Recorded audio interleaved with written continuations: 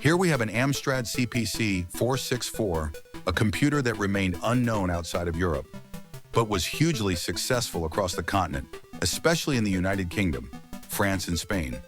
It's a fantastic machine, known for its bright and colorful games and a screen resolution that stood out from its competitors at the time.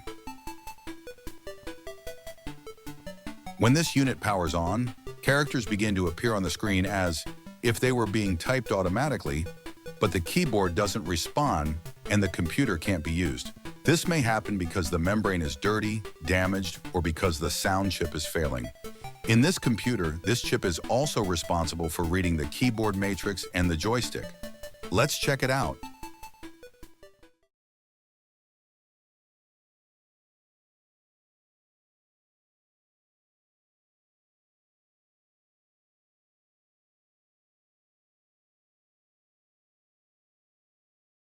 The first thing that caught my attention once the computer was disassembled was that the sound chip had been replaced, but very poorly.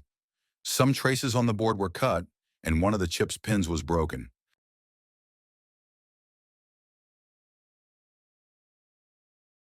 Once the chip was removed, it became clear that the situation was even worse than it looks. All the connections of the damaged traces must be rewired.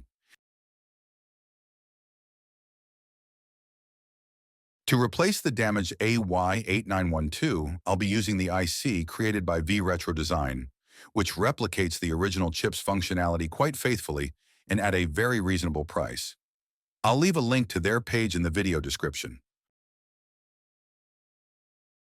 As a tip, I always use low-profile, round-pin, high-quality sockets when installing ICs. There are cheap sockets available on AliExpress or Amazon for very little money, but in some cases, going cheap can end up being costly. Once the connections have been rebuilt, all that's left is to check that everything is correct before installing the new IC.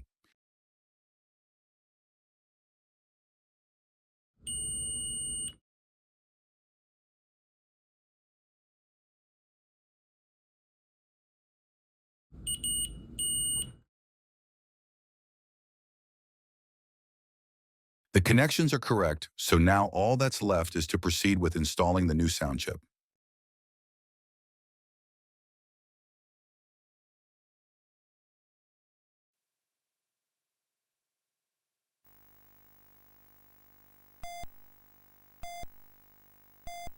What a joy! Keyboard and sound is working again. We've brought this amazing computer back to life.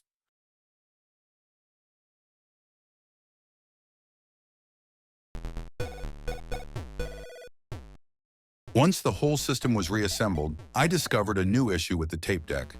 The motor seems to be working fine, but it doesn't read the tape.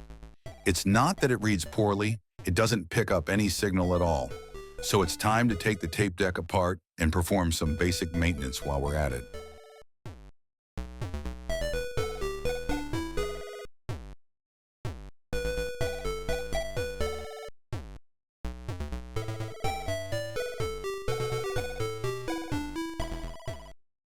The belt that transfers the motor's rotation to the tape seems to be in good condition. No obvious signs of wear, but I'll go ahead and disassemble the pulleys anyway to clean and lubricate them. This process takes a bit of time, so we'll speed up the video a little during the process.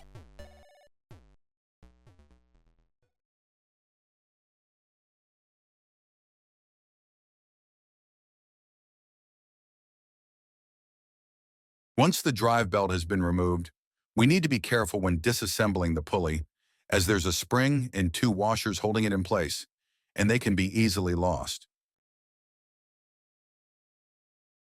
Once the pulley has also been removed, we can clean it and apply a bit of lubricant to help it spin more freely.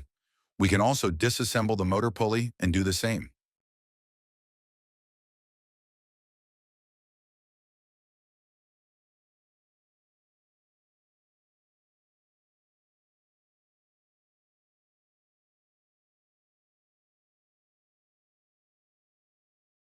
While we have the tape unit disassembled, we'll also take the opportunity to clean and lubricate the potentiometer that controls the volume level.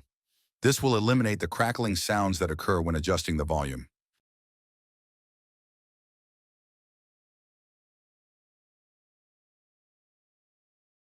While examining the tape unit's motherboard, I noticed that one of the wires coming from the reader head was broken. This is the reason why the unit isn't reading tapes. I'll go ahead and replace it, and that should get the unit working properly again.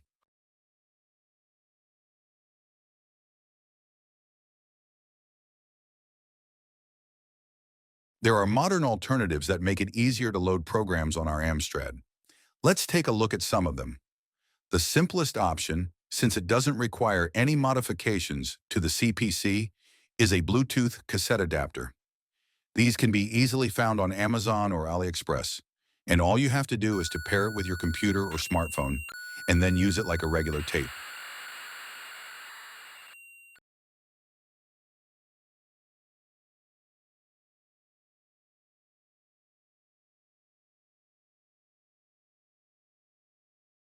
Another option is to install a Bluetooth receiver inside the Amstrad itself.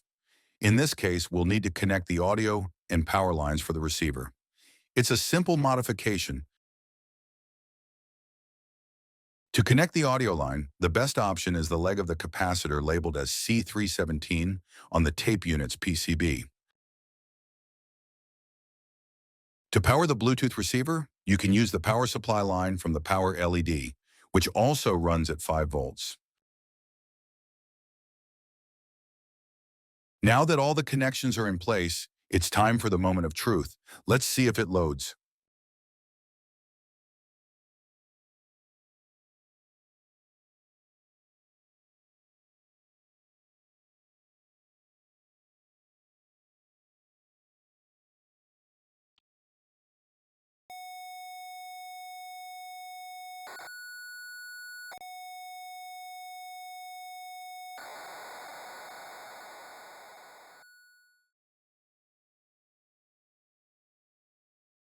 Everything's working perfectly.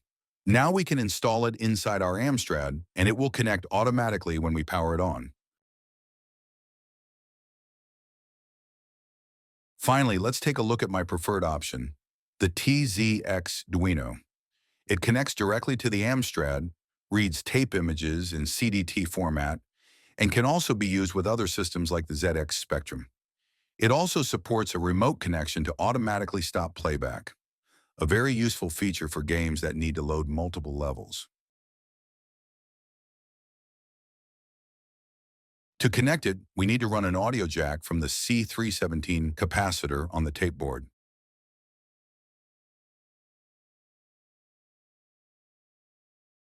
For the remote connection, we'll need to connect a 2.5mm jack to the welding point located just below the head label on the board.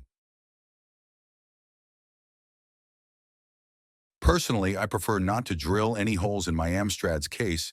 I'd rather route the cable externally, but it's also possible to install a female jack connector directly into the case and plug the TZX Duino into that.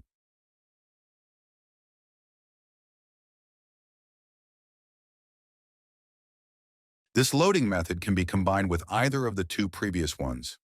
I've noticed that some game protections don't load properly with the TZX Duino, but they do work fine when I connect the Bluetooth receiver to the jack I wired directly from the board.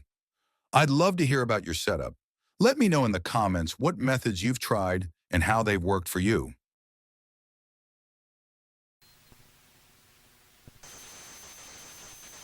Thanks for watching. If you enjoyed this retro repair journey, don't forget to like, subscribe, and share it with fellow vintage computer fans. See you in the next video.